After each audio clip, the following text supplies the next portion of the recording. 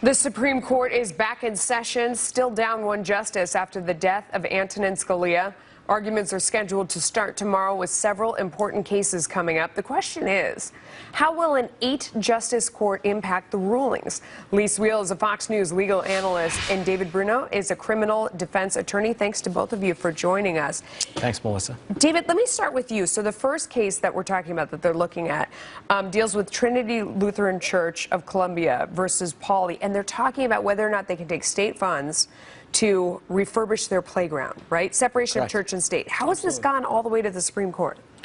Well, it's an equal protection issue. Just to start, this is a 4-4 court split. Right. Without the nomination and the appointment, we're going to see some deadlock in these cases, and we already have last year.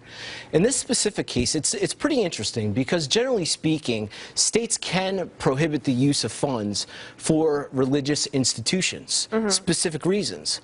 However, in this case, it is a schoolyard, and the church wants to put rubber floors down. Yeah, everybody who has kids has been through this, and in fact, my kids were at a parochial school and faced a similar thing, who you can and can't take funds from.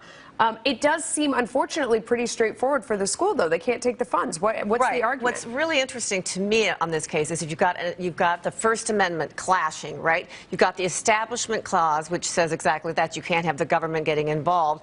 But you've also got free speech. So you've got two parts, free speech being on the part of the church, which says, wait a second, you're really having an impact on our free speech to say we can't express our free speech. So you've got First Amendment. To me, that's sort of the interesting part of the argument. First Amendment clashing, because by not giving them the funds, the church can say, well, you're tampering down on our First Amendment rights. But if this comes down to a 4-4 split, which it very well might, the lower court ruling will stand, which means that they will not get their funding. Wow. Okay. The second case we were looking at, McCrory versus Harris, this was about congressional districts. I mean, this is always a hot-button issue, very political. Yeah. And actually, the court decided a very similar case last year out of Alabama, and that particular decision was 5-4. Now, Justice Kennedy is a Republican, so we talk about this 4-4 split, Republican versus Democrat. However, Justice Kennedy sides with the liberals on occasion, and in this particular case last year, Justice Kennedy did in fact.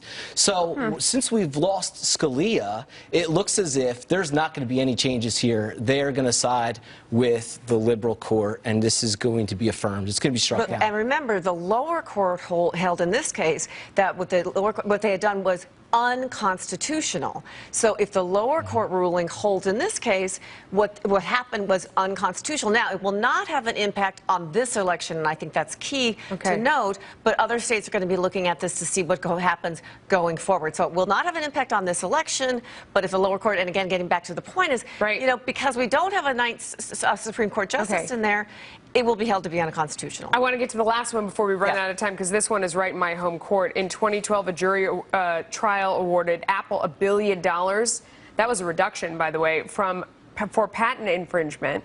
Samsung wants damages limited to the value of components at issue. Apple wants damages for the full value of the Samsung products. And this isn't about whether or not the patent has been infringed. A jury has decided that the patent has been infringed. It's all about the money, Melissa, which of course you're the expert on, and whether or not the actual damages will be will stay at that level or all the way to the Supreme Court. This seems like an odd surprised. One. I'm surprised as well. I mean, it's really dealing with the interpretation of the 1886 patent law.